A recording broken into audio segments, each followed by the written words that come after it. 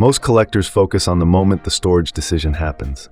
The shelf, the plastic sleeve, the display case, the safe, the warehouse unit. It feels practical, responsible, smart. But the real story doesn't start there. It starts the day after. Today, we're looking at what really happens after you choose how to store your collectibles. When excitement fades, routine sets in, and long-term consequences quietly begin. Because storage isn't just about protection. It's about preservation, value, liquidity, legacy, and sometimes risk. This is the day after storage choices. Let's start with the moment everyone remembers. You've just acquired something special, a graded trading card, a vintage comic, a luxury watch, a first edition hardcover, a sealed collectible figure. You ask yourself, where should I keep this? At the time, the decision makes sense. Maybe you choose a bookshelf in your office, a plastic storage bin, a home safe, a temperature-controlled unit, a display cabinet with lighting. It feels right. It feels safe. You assume it's indoors, so it's protected. It's sealed, so it's fine. It's insured, so I'm covered. It's not that fragile. And in that moment, you feel responsible. You've handled it. At the time, this decision made sense. The day after, things still look fine. The collectible hasn't changed. It looks perfect. There's no visible damage, no fading, no warping, no moisture. Short-term calm. You feel reassured. Maybe you even admire it daily. Friends visit, they compliment it. You think, great choice.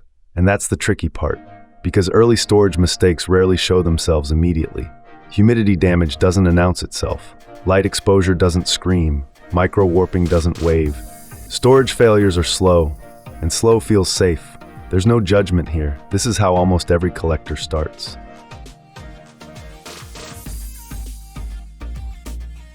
This is where the invisible shifts begin. Let's break it down. Environmental drift. Even in your home, humidity fluctuates. Summer rises, winter drops, heating systems dry air, basements trap moisture. Paper collectibles begin microscopic expansion and contraction. Vinyl sleeves degrade, foam inserts release gases. Nothing dramatic, just subtle. Light exposure. Display lighting feels harmless, but UV light fades ink, bleaches signatures, softens cardboard color. It happens gradually, so gradually you won't notice until you compare it to an untouched copy. Pressure and compression. Stacking collectibles feels efficient, but pressure over time creates box warping, corner dents, spine stress, seal tension, especially in sealed trading decks or graded slabs. Psychological shift. Here's the part no one talks about. The more stored away something is, the less frequently you inspect it.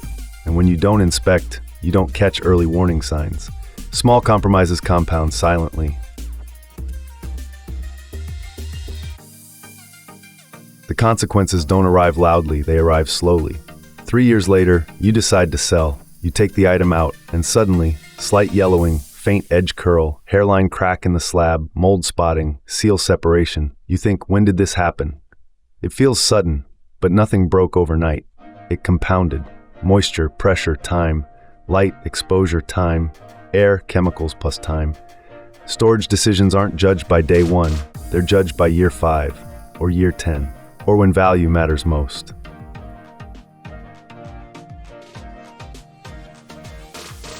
Most collectors don't ignore problems. They simply don't see them yet. Let's be honest, overconfidence bias. I've collected for years, I know what I'm doing. Emotional investment, I paid a lot for it, it must be safe. Process blindness. You focus on buying and cataloging, but not long-term preservation planning. Organizational inertia. It's already set up. I don't want to move everything. And here's the key. Collectors love acquiring. Few love auditing. And storage requires auditing. Without inspection cycles, you're operating on assumption.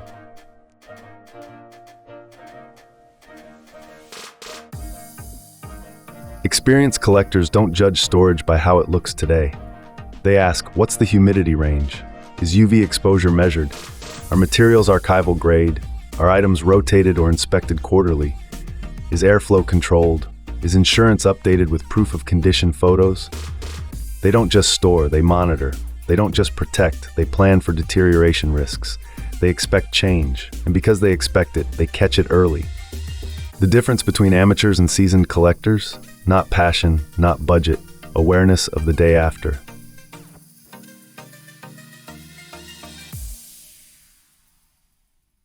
The lesson isn't don't store, the lesson is plan for the day after. Here's the mindset shift. Don't ask, where can I put this? Ask, how will this environment behave over 5 years? One simple principle. If your storage choice depends on hope instead of measurement, it's incomplete. And one powerful long-term question, if I open this in 5 years to sell it, would I be confident? That question changes everything. And this is where platforms like MPC become powerful. Because documentation, condition tracking, visibility settings, and organized directories aren't just digital tools. They're discipline systems. They force visibility, and visibility prevents silent decline.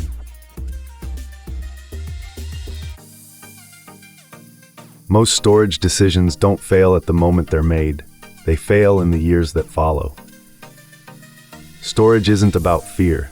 It's about foresight. If this changed how you think about where your collection lives, that's the goal. This is the day after, and next week we'll explore what happens after you insure your collectibles. Because protection isn't always what it seems. If you're serious about preserving value, tracking condition, and building a collection that lasts, join my premium collection, because great collectors don't just collect, they plan for the day after.